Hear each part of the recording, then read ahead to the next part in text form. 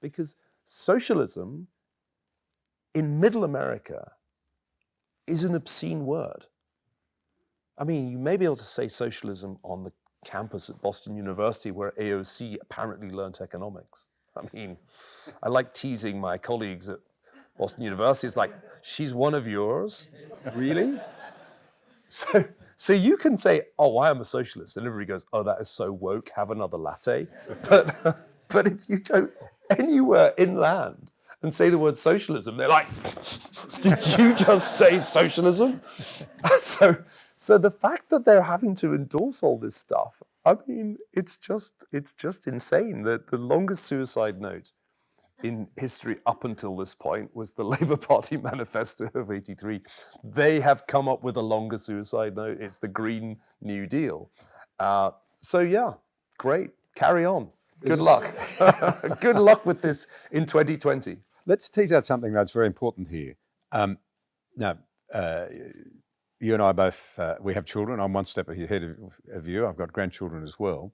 I decided to have my own grandchildren and cut out the middleman. So I have a 16-month-old son. And I told my eldest, who's 25, you're off duty, no rush. I have this grandchild thing already done. Well, but both in Britain and America, you're sort of seeing this attraction to young people who feel that their futures are being blighted. 92% of young Australians don't think they'll have the same economic opportunities as their parents had, and it's largely because of stagnant wages, rising asset prices. You know, for young people trying to buy their first residence in this country, it's a horrendous problem. So that's playing out here as it is in America. They're attracted superficially to these sorts of simplistic solutions, which ultimately must work against their very interests. Can we just tease out? I mean, plainly, economic growth is very strong in America at the moment, although debt's exploding. Now, to go the Green New Deal would stall the growth, presumably, and push the debt through the roof, as if it wasn't already. The biggest losers would be our children and grandchildren. They're the ones who are left with it. It's, if you like, a breaking of the contract, as Edmund Burke put it, I think, between, you know, the living, the yet to be born, and those who have gone before us. I'm really exercised, and I think you are too, and motivated by this need to ensure that young people actually understand what baby boomers may be doing to them with ideas which sound good, like free education or, you know, solving a climate change problem, but doing it in ways that actually will cripple their opportunities later on.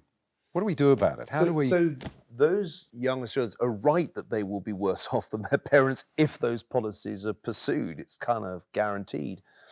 I think that...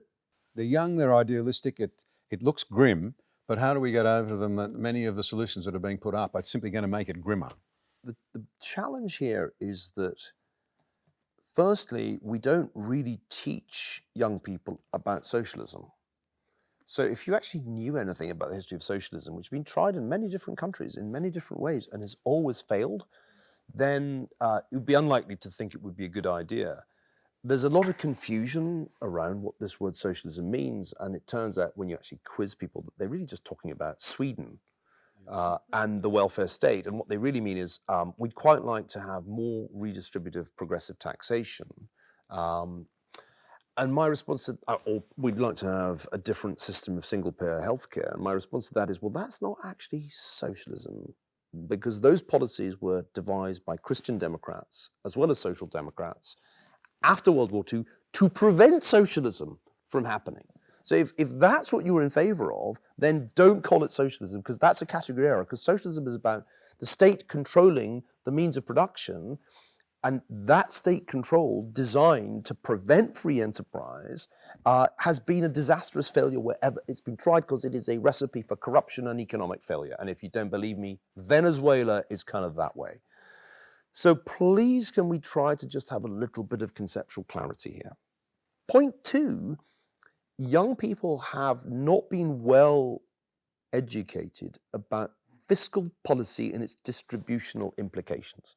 In the Great Degeneration, I made the point that if young people understood their own self-interest in the United States, they would all have been fans of Paul Ryan's roadmap for entitlement reform, which never happened because entitlement reform was scrapped as an idea by Donald Trump. But entitlement reform is crucial because the main reason that the federal debt is growing inexorably each year is that there are a whole bunch of unfunded liabilities on Social Security and Medicare and Medicaid that we don't have any way of affording, and the problem gets bigger with every passing year. The losers from these fiscal policies are clearly younger voters and the unborn. Larry Kotlakov, ironically, at Boston University, a professor of economics at Boston University, she must have taken none of his courses.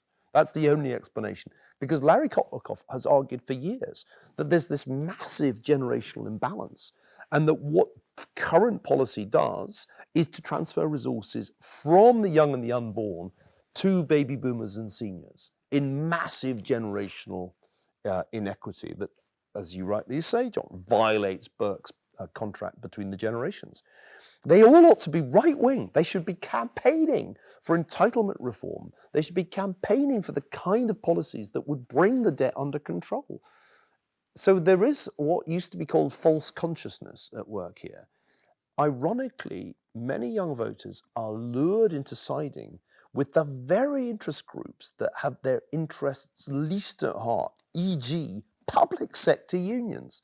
Now, public sector unions in most developed countries are the villains of the piece who want to create huge liabilities in the form of pensions for their members to be funded by future generations of workers.